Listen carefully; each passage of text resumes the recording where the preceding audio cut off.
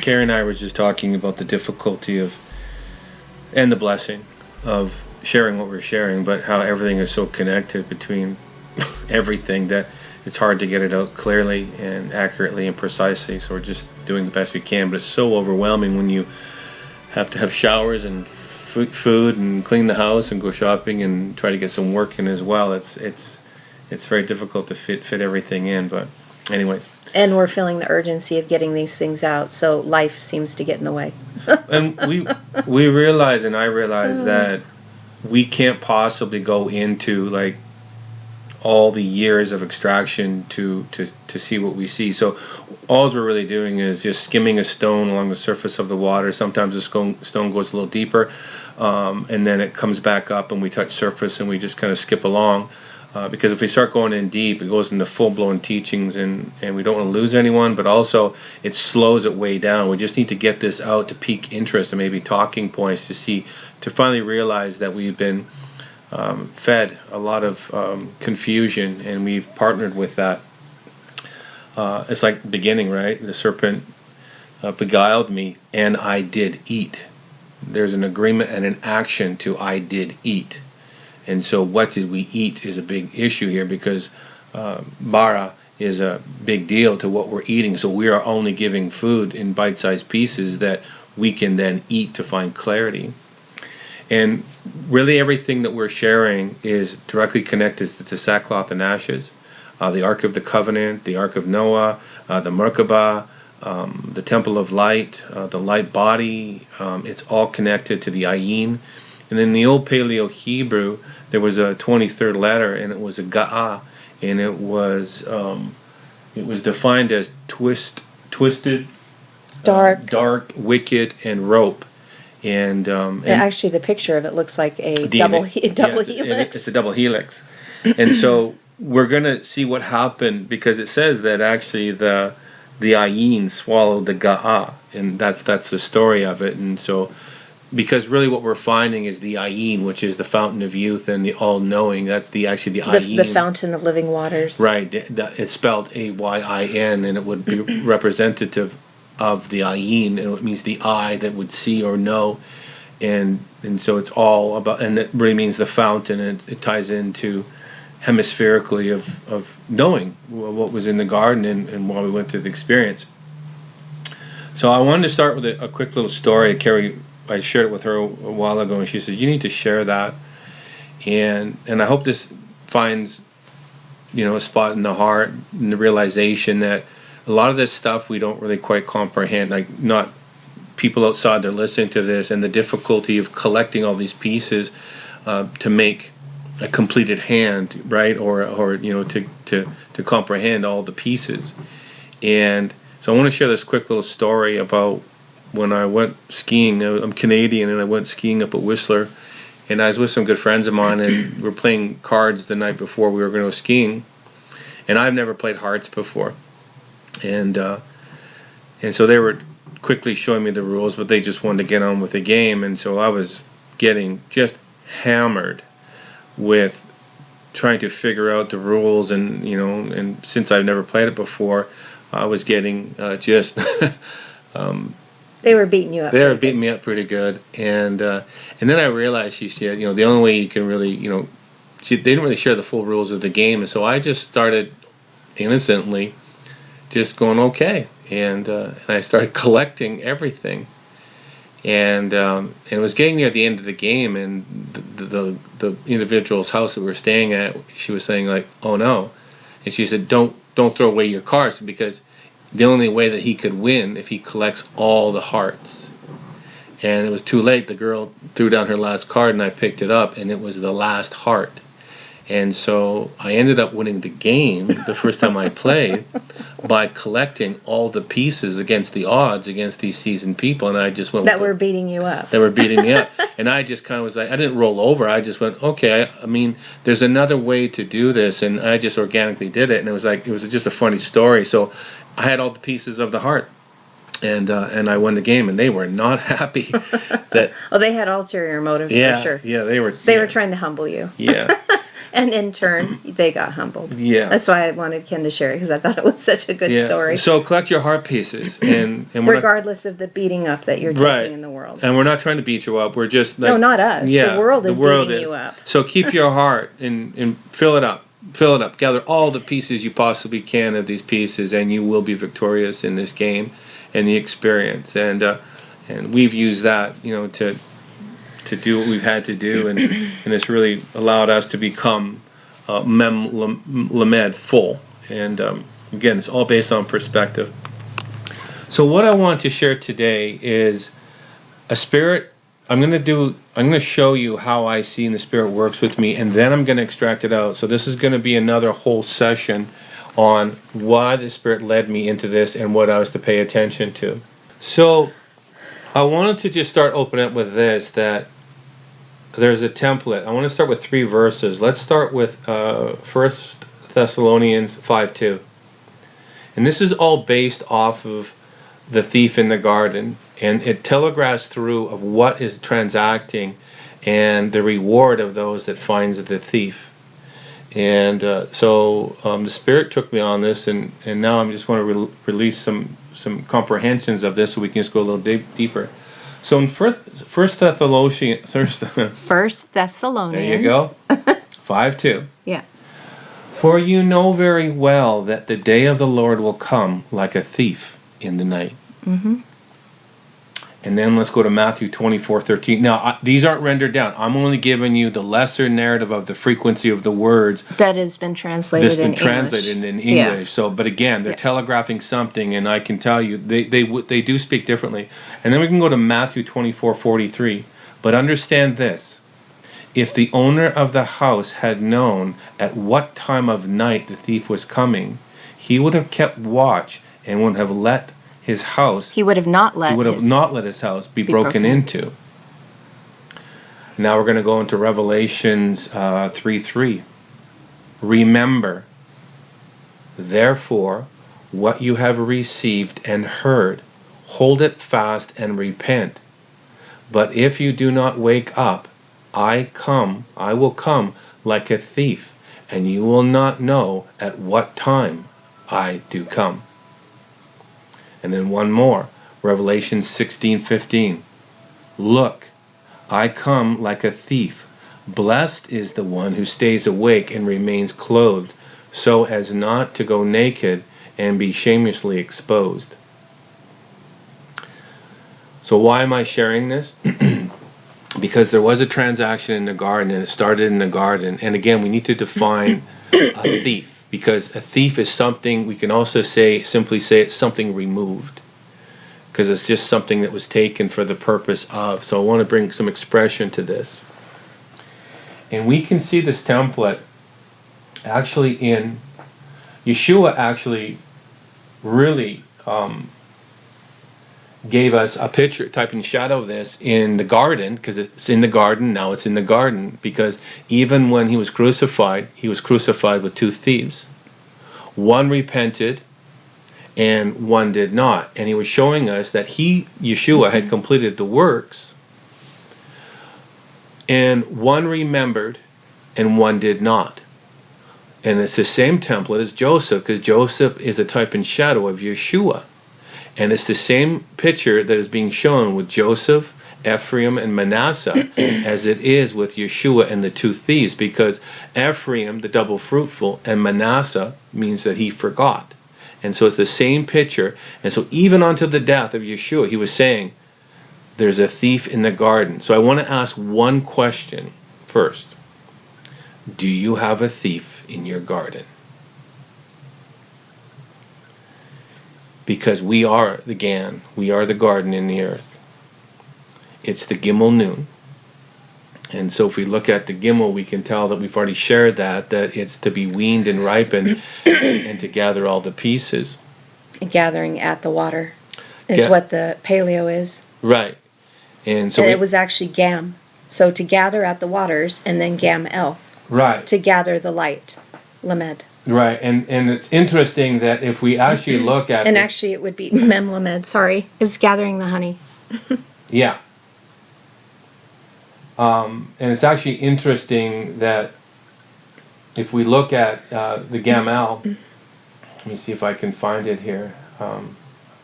Yeah, it's 1580 if you want to look at it, but because we're actually swapping out. I find it interesting that even the suffix or the mem on the suffix is like active completion, because you're dealing with the fallen noon, right? So we have a gan in the beginning, and then it's almost like we're given the mem. So out of the waters comes the risen man, which is the noon. So it's almost like we're given the gam after the completion, and that is really drawn up out of the waters. You're risen up out of the waters, which is really the definition of Moshe, and Mishi, the anointed works in the earth, is being risen out of it. And so, and I do find it interesting that even 1581 is the word. I think if you want to pull it up. I'm already up. I'm following. Don't need to worry. 1581. Yep. Okay, so we have Gimel, Mem, Lamed, Yod, and so we can tell that, and this is a Danite, and this will be a judge. There's only one occurrence of this. Well, 1581, I have camel. Yes, a Danite. Okay, so it's 1582. So just dropped my. Sorry. Gamali. Right. So I just have an inverted number. That's all I had. Okay, so and we can see that this is a judge, and there's only one occurrence of this. 1583 is Gamaliel. Gamliel. Gamliel. Yep. And so we have the teacher of light. Okay. So what I wanted to share with on this is the journey of the Gan. And what is really transacting in the walk of the earth. And What's interesting too, just even the look of the Gimel looks like a man walking with two legs and a bent head. Absolutely, because it's all about humility and meekness. Everything about this. That's what we're to remember. Love and humility and meekness is what we're doing. So walking in the earth in the fallen flesh suit. Right. So that's why you can say that we are the garden. Because, it's a representation of that.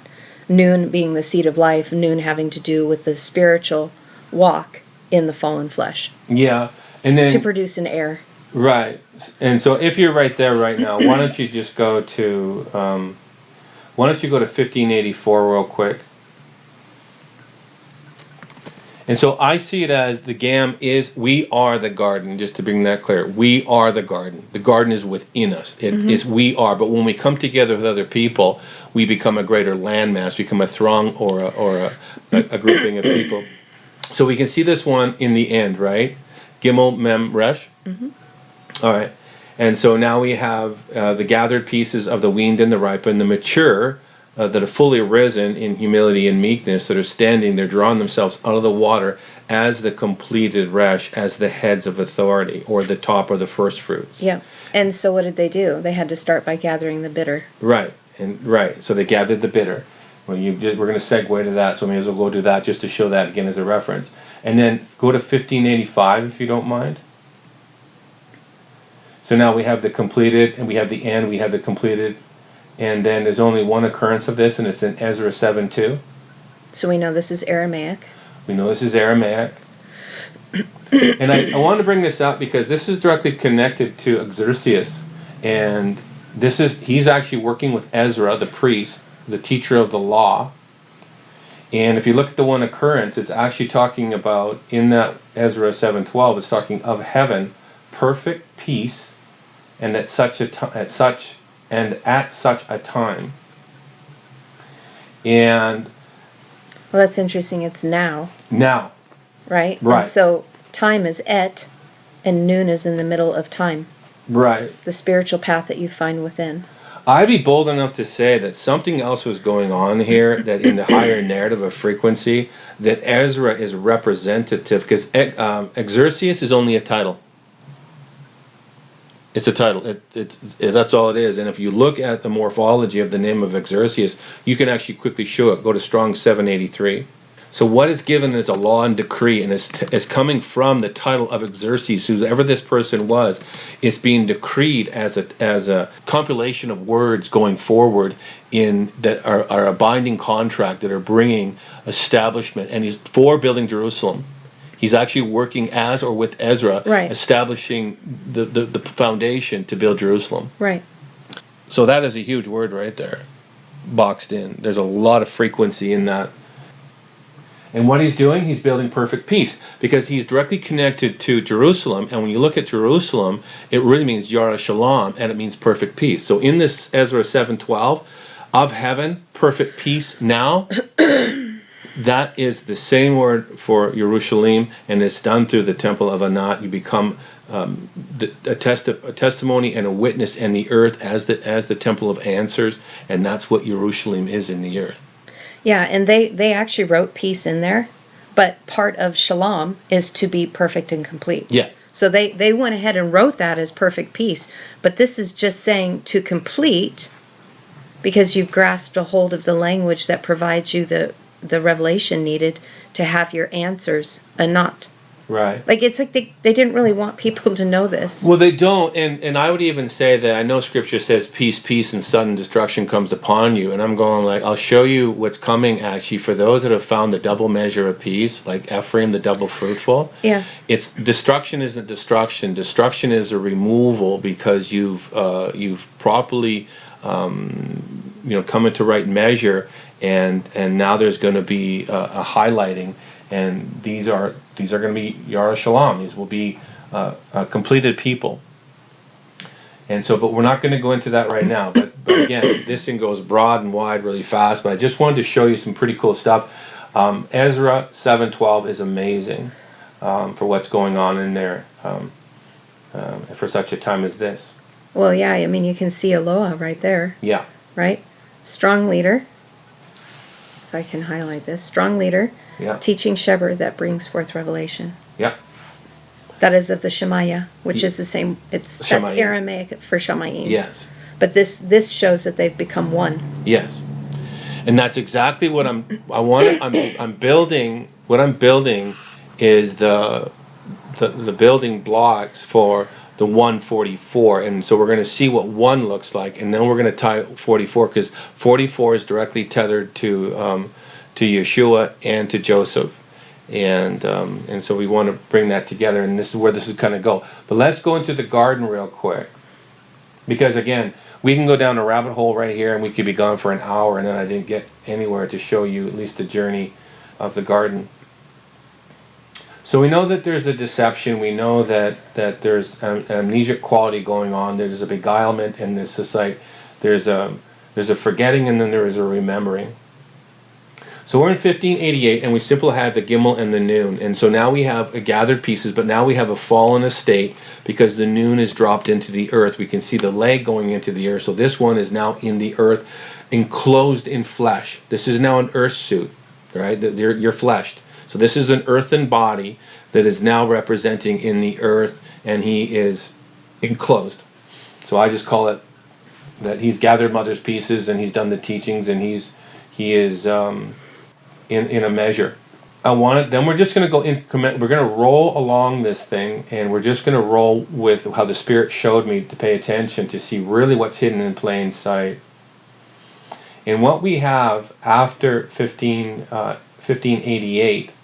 We have thievery, and it's just defined as thievery, because if we go into 1589, now we have the noon risen, and we have an added bet. But now we have deception in the garden on the next occurrence. And what I'm saying here, or what I'm seeing is, this is why we say it's an inside job. You're in the earth, but then something was... now this is blueprint language. So something was taken out, and it doesn't really necessarily mean to be stolen or to steal. That's just a word. It's just a frequency. But it's to carry away. We have secretly bring, right? Get by stealth. There's a lot of words in here that are speaking a whole different language.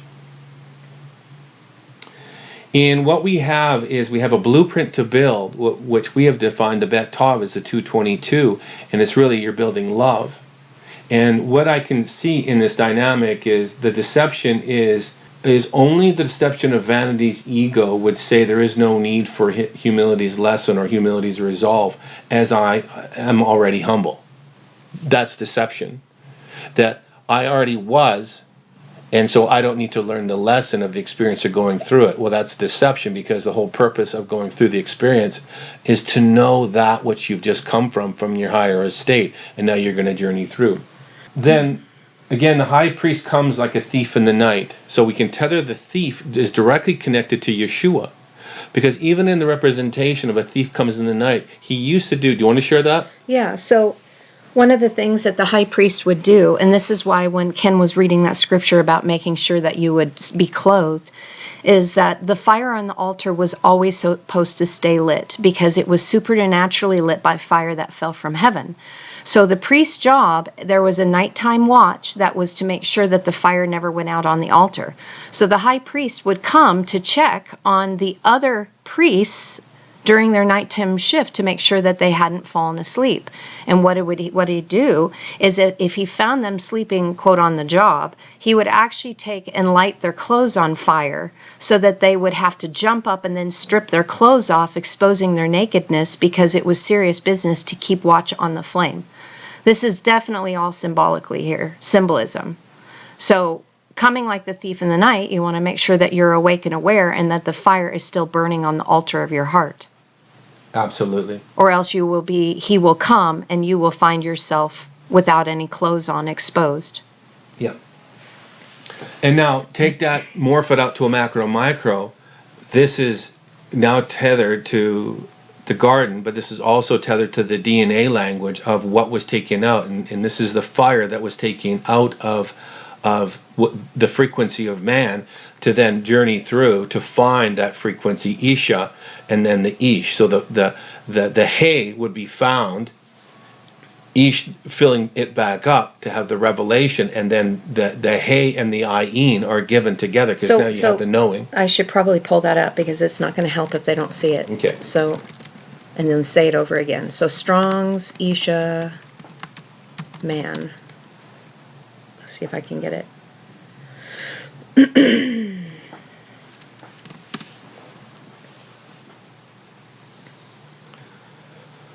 So we're looking. Okay, so say that again about the Isha. So Isha was taken out of the side of man, and that was a DNA component, as ribose was taken out, and it's a leading. And again, it's not woman; it's a frequency. Man and woman are a frequency. So this is tying Genesis 2:22 into it. This is tying Genesis 2:22. Love was taken out in a frequency, and then he had to gather the pieces again to connect Ish, man, back to Isha as one completed woven unit. So the fiery revelation. This is the fire revelation, and this is the walk of the Seraphim, the walk of the Seraphic, and the walk is done in Seraphim in the earth. In Terra, yeah. And we're going to show you what that is. So I see it that the DNA was removed. It wasn't that it was a theft, it was removed for the purpose. And now we built this big case of because I believe Yeshua is directly connected to us going through the experience from the garden. And that's just conjecture, but what I'm seeing, you can do your own work. And because I see it from a higher narrative of greater potential, going wow, this is really cool when we can see it this way. Why don't you just show, go to 8655 real quick. And what this word is it's Seraphim, and we have Tavresh, Pe, Yod Mem, and it's really plural for Rapha. So what we have here is we have an idol. It says actually a kind of idol in parentheses. I don't mean perhaps. It says perhaps a household idol. Now, where this comes into play, this is what Rachel took from Laban's mantle. She took this. Right. Because I believe that Laban, being white and pure and of frankincense, that's what he was teaching strong love to the family. And when Rachel left with Jacob, before he had wrestled his nature, he wasn't risen into the fuller estate or the fuller perspective. And so he took strong love as the form of the two girls, and the girls took the representation of the Seraphim, which is the healing in the earth. So this would have been the healing to the head wound. The Seraphim is the journey in the earth that turns the walk of earth into the seraphic walk of fire, fully consuming up the walk of the earth, so you can be made back whole with Isha fire. And I want to add this so that you connect it, because this isn't conjecture. Every time that a yod is added, there are two alternatives about how it will be finalized. It's either going to be a yod to an aleph or a yod to a vav. So Yod is vision. It's a small seed vision that is supposed to take root. It means power, means, and direction to become something. So I only know this, and Ken only knows this because we've been spending, 4 years in the language, and we've seen this pattern. So anytime that there's a Yod, understand that this is a vision that is being given so an action can be taken so something can be solidified.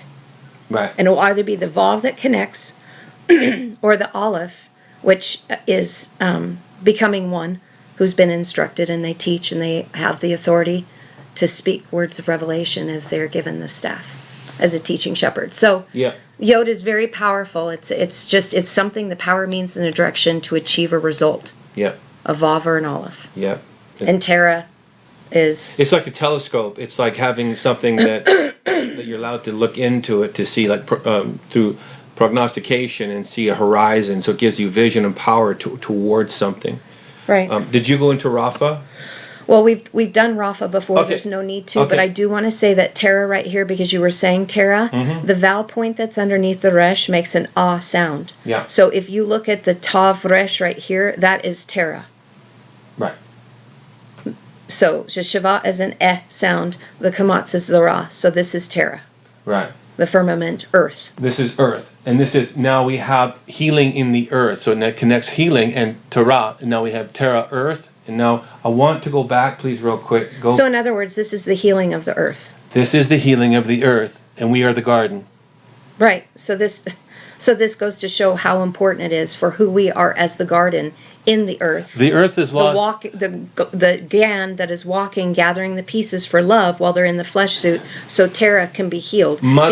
Because we are connected to her and she's connected to us. Absolutely. If we are healed, she is healed. If she is healed, we are healed. Mother in the earth. That's why people call it Mother Earth. Because the whole walk of Terra is the walk of Mother. It's the bitter in the earth. And I'm going to bring clarity to this real quick.